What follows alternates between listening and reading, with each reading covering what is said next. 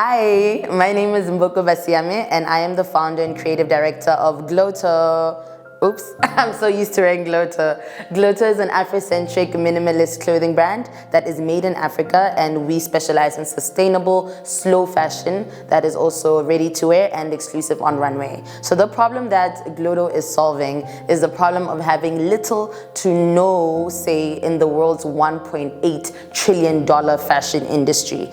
Our continent, the continent of Africa, is a continent that usually is a continent that receives a lot of dumping of foreign reserves of textiles, being a lot of charity boxes. We always import our textiles and we're just not as self-sustainable in terms of textile creation and fashion as we should be. And who knows, well, we know luck has to have given, as well as our heritage. Culturally, we have a rich history of textiles and fashion, and what Glotto is doing is basically taking it back to the basics, going back to our ancient roots of textile creation. And this is using, of course, sustainable materials such as onion peels, such as vegetable waste to make organic dyes. This is using cyanotype printing, which uses the solar energy instead of chemicals to make beautiful dye patterns. This is also using byproducts, sustainable byproducts that we find readily available in our economy, which is, for example, a cow horn, which is a byproduct of our beef industry, and using these cow horns and these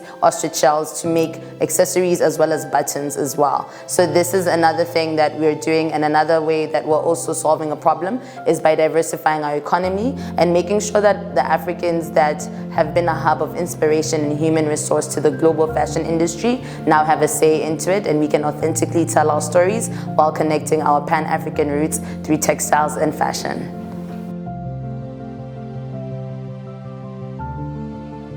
Well, I'm from Botswana, and Botswana is a country of 2.5 million people.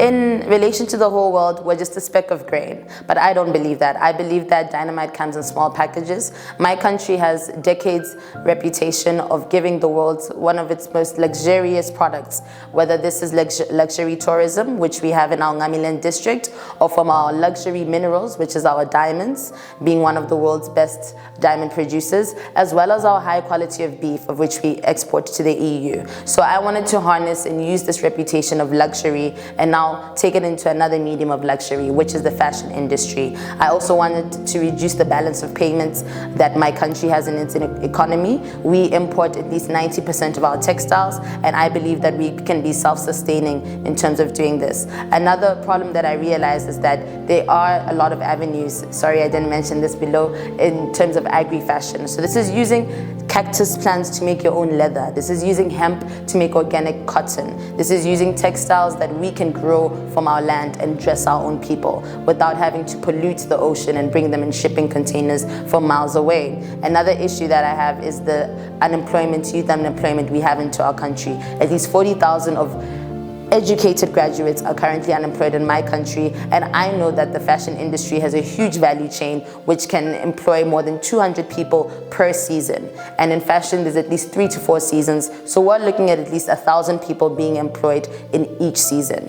Just one more thing is that my country has a lot of diversity. We have a lot of ethnic tribes, and along with these ethnic tribes, we have a lot of century-old techniques that we've used. I think I've talked about using the ostrich shells. I've talked about using the ochres, which is the natural soils and rocks, to create harmless dyes.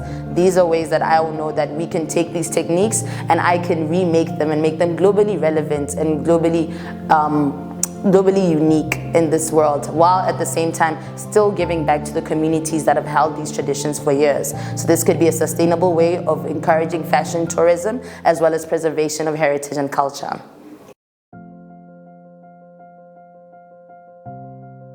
African Impact Challenge, honestly, a lot of my friends, the Glotto Gate community, which is everyone who wears Glotto, sent me the link.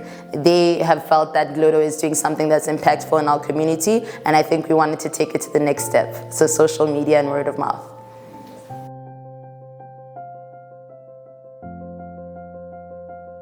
My best and most valuable part of the pre-incubation program is the perseverance and the diligence that it took to do the 6 weeks course to make sure that I submitted all my assignments on time while balancing being a founder and a creative director. That dedication proved to me that if you really want something bad, you will make time for it. Another aspect was meeting a lot of my Pan-African fellow entrepreneurs and fellow founders. It's very good to share skills and share moments and advice points, as well as being able to pitch my business and my ideas for the first time. This is Glotto's first official pitch.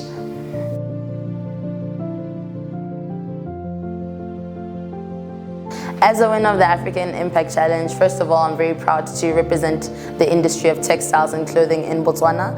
I'm willing to get a transfer of skills. I'm willing to polish and shine like the diamond that I am. I'm a bit rough around the edges, so I want to know the discipline and what structures and what systems to make it more profitable in the long run, and as well sustainable to all the communities that I wanted to impact.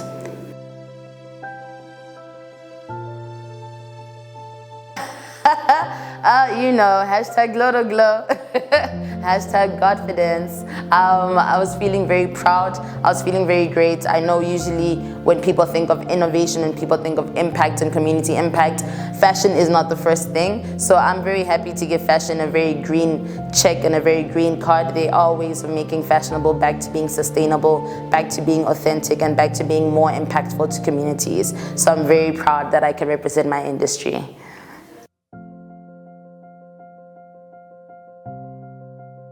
In the next few years, global domination, but basically a lot more physical presence, a lot more of continental agents, a lot of worldwide agents, the Glotto community to grow bigger, a lot more pop-ups in a lot of fashion-orientated cities in the world, Rio de Janeiro, Los Angeles, Tokyo, just way more franchising of the brand, and of course, more brand equity, yes.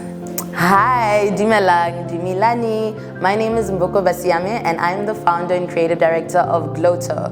Glotto is a minimalist, Afrocentric, ready-to-wear and designer brand that is proudly made in Africa for the world and beyond. Kindly check us out on social media at Glotto, Glotto, Glotto Brand, and www.glottobrand.com. Hashtag Glotto Glow.